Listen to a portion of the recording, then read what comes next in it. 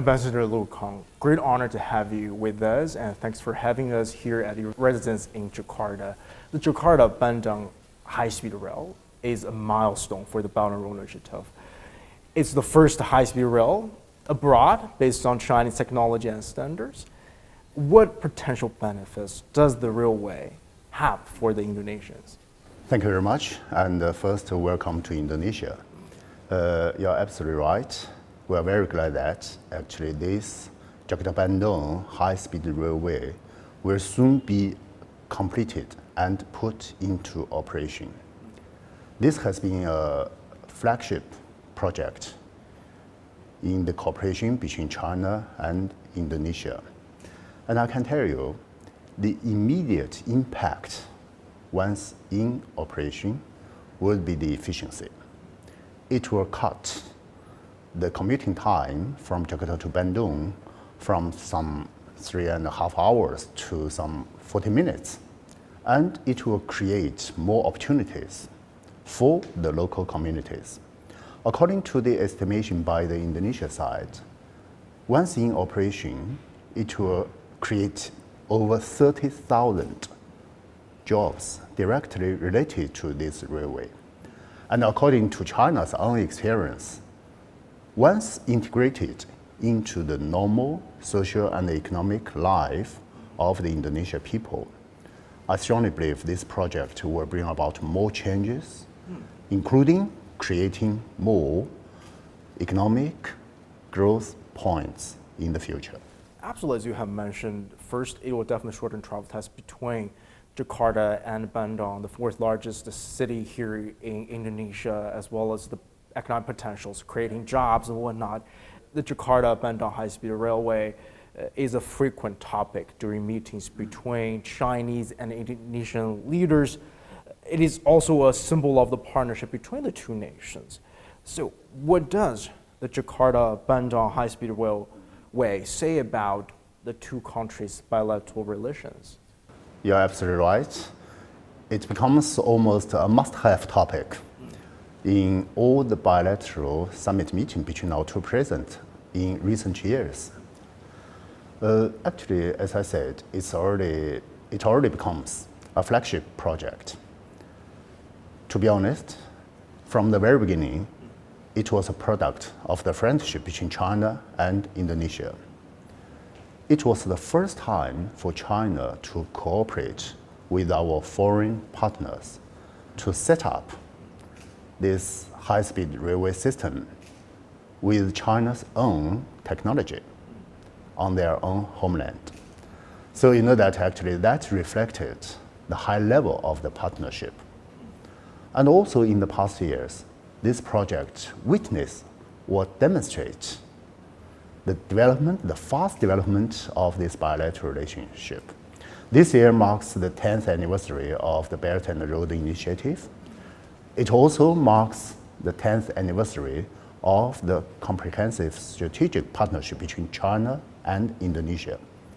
Within the past decades, we have seen a lot of mega projects, a lot of cooperation between China and Indonesia. And the Jakarta-Bandung High-speed Railway actually is just one example, a very successful example of China's insistence on the principle in guiding the Belt and Road Initiative, namely, discuss together, work together, and benefit together.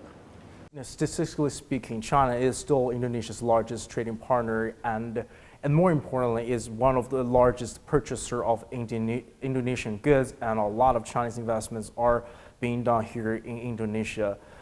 As you have mentioned, this year, 2023, marks the 10th anniversary for the Belt and Road Initiative, and of course, for the comprehensive strategic partnership between China and Indonesia. But if we look ahead, what prospects lie ahead for these two countries, especially as the two countries continue to foster cooperation and strengthen ties? We actually expect a brighter prospect in this bilateral relationship. If you look back to the development of this relationship, it was not only owing to the strategic guidance by our two presidents, but also has been a result of the common interests, common aspirations of our two countries. President Xi Jinping met President Joko just last month in Chengdu.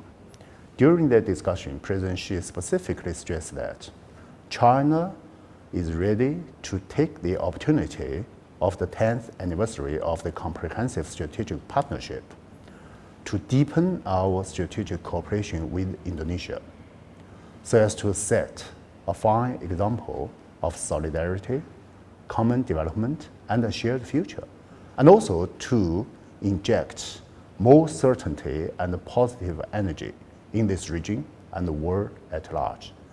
So you know that China and Indonesia, we share a lot of similar background, a lot of common interests, and a lot of aspirations on our way to urbanization and our respective national rejuvenization. So as a matter of fact, we're just fellow travelers, we're just good partners. We have a lot of similar ideas and we help each other. So look ahead, we expect more high-level exchanges. For example, President Joko has already been invited to participate in the third forum of the high-level dialogue on Belt and Road Initiative, which will be held in Beijing just next week. Chinese leader is coming to Indonesia for another visit and to participate on the ASEAN-related summits. We also expect more cooperation, more exploration in further synergizing China's Belt and Road Initiative and the Indonesia idea of global maritime fulcrum. And of course, we also expect a lot of more and more economic highlights. Now we have not only mega projects like the Jakarta-Bandung High-speed Railway, but also a lot of projects already in place, like the regional comprehensive economic corridor, like those projects within the framework of the two countries and twin parks. But we also explore possibility of some further development, like, for example, digital economy, e-commerce, smart cities, green technology, health, and also what our Indonesian friends most aspire, that is the downstream in industrialization.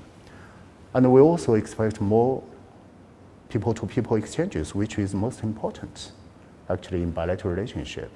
Just this month, we have already seen the visit by the Xinjiang Mukam art troupe, which held out 11 performances in 9 cities just on Java, and which received a lot of warm responses. So we encourage this kind of people-to-people exchanges.